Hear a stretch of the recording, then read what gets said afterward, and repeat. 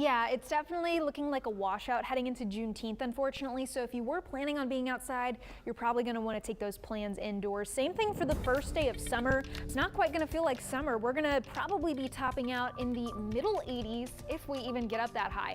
Today, not the case. We got up to 98. We beat the old high temperature record of 97 set about 11 years ago. So 1 degree makes all the difference in having a new record. Currently, we're going to be sitting in the 80s. Futurecast going forward, we'll see some clouds redevelop over the coastal bend tonight, waking up on the warm and humid side in the upper 70s for most folks. A stray shower possible overnight with a pretty active sea breeze heading into tomorrow afternoon. Those showers moving further inland to about the 281 corridor by lunchtime. 90 degrees for us at that point, and then taking it into the mid to upper 90s tomorrow afternoon across the coastal bend. And this is when our rain chances start increasing as we start to see those first few pushes of tropical moisture heading into Tuesday morning. Another warm morning at that, and then a little bit more cloud cover and a little bit of higher rain chances heading into Tuesday. That makes our afternoon temperatures just a bit cooler, but still quite warm, with feels like temperatures around 105 to 110 the next couple days. Not quite hot enough for a heat advisory.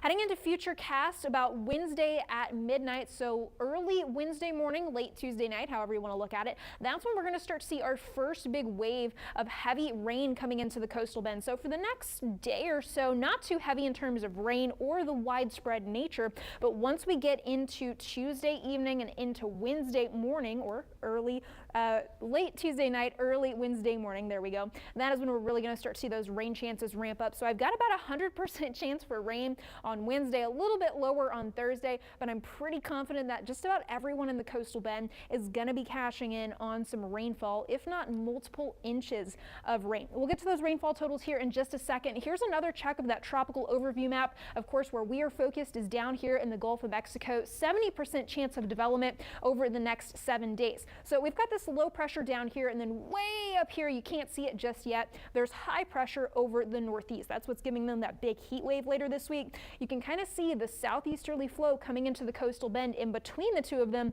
that's what's dragging all of this tropical moisture here into the coastal bend. So we're picking up Futurecast here in a couple of hours. That disturbance making its way into the central Gulf of Mexico by Tuesday morning, and there are very warm sea surface temperatures here, so lots for this system to work with. It's just a matter of how organized it wants to get over the next couple of days. And once it gets to this area, so you'll notice the high pressure again just barely visible right here on the edge of your screen.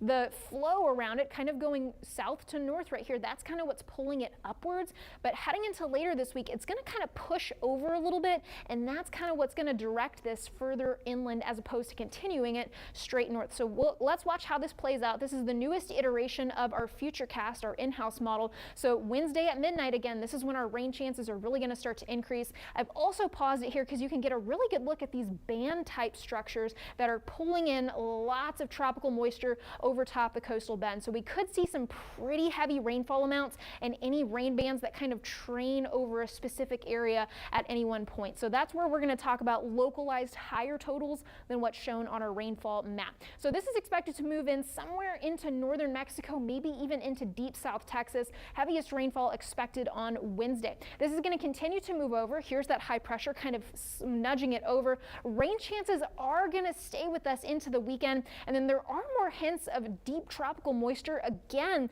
on the other side of the 7-day forecast, but we're not going to worry about that just yet. We need to get through this little system first. So here's our rainfall forecast map. I did update it from yesterday to a little bit higher rainfall totals at the coast, and that's where we're talking about the localized higher totals where we see any rain bands come over the coastal bend. If you're not a fan of the rainy weather, just think of it this way. It's going to be much needed for our area, not only the watershed, but also any drought. We do have a flood risk. Here's that Tuesday map I mentioned earlier with the moderate risk up towards the Houston area, slight across the area on Wednesday, and a marginal risk even heading into Thursday. So what this means for us is flash flooding could be a concern in any areas that are seeing multiple inches of rain over a small period of time, or just in one of those rain bands. Again, a small area just receiving rain over and over again. So we could see a couple areas of flooding with this rain. So think rivers, street flooding, areas with poor drainage, those kinds of places. Second highest issue for us is going to be dangerous beach conditions, as we talked about at the top of the show.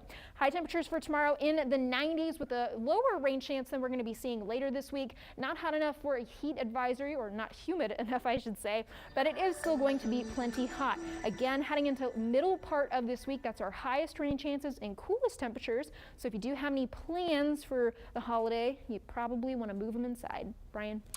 Thank you.